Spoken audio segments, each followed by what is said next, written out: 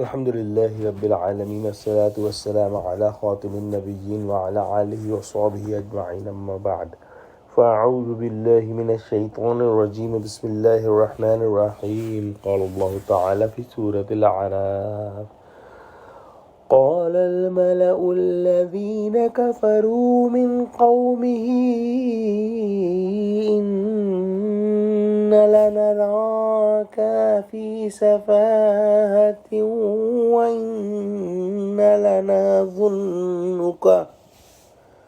وإنا لنظنك من الكاذبين.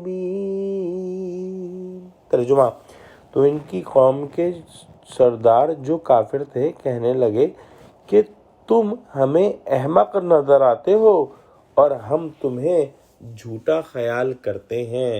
پچھلی آیت میں ہم نے پڑھا کہ اللہ سبحانہ و تعالی نے ہود علیہ السلام کو ان کی قوم عاد کی طرف بھیجا اور انہوں نے اپنی قوم سے کہا کہ اللہ کی عبادت کرو اور اللہ کے سوا تمہارا کوئی معبود نہیں، اور ان کو تقوی کی دعوت دی.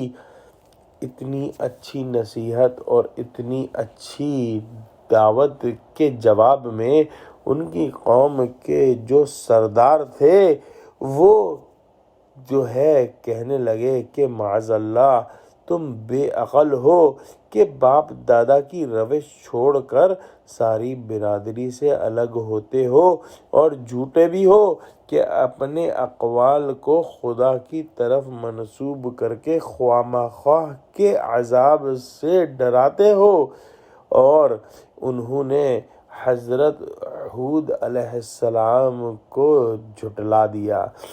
یہ بات پہلے بھی بیان ہو چکی ہے کہ جس قوم کے اندر جو بڑے بڑے سردار اور جو ہے چودھری لوگ اپنے مفادات کو قائم رکھنے کی وجہ سے اپنا طریقہ کار چھوڑنے پر آمادہ نہیں ہوتے، ان کو یہ ڈر ہوتا ہے کہ اگر انہوں نے حق بات تسلیم کر لی تو ان کے جو دنیا کے مقام ہیں، ان کی جو دنیا کی مراعات ان کو ملی ہوئی ہے اور جو عیاشیاں لگی ہوئی ہیں وہ سب جاتی رہیں گی، اور اسی وجہ سے وہ حق آنے پر حق کو پہچاننے کے باوجود نہیں مانتے.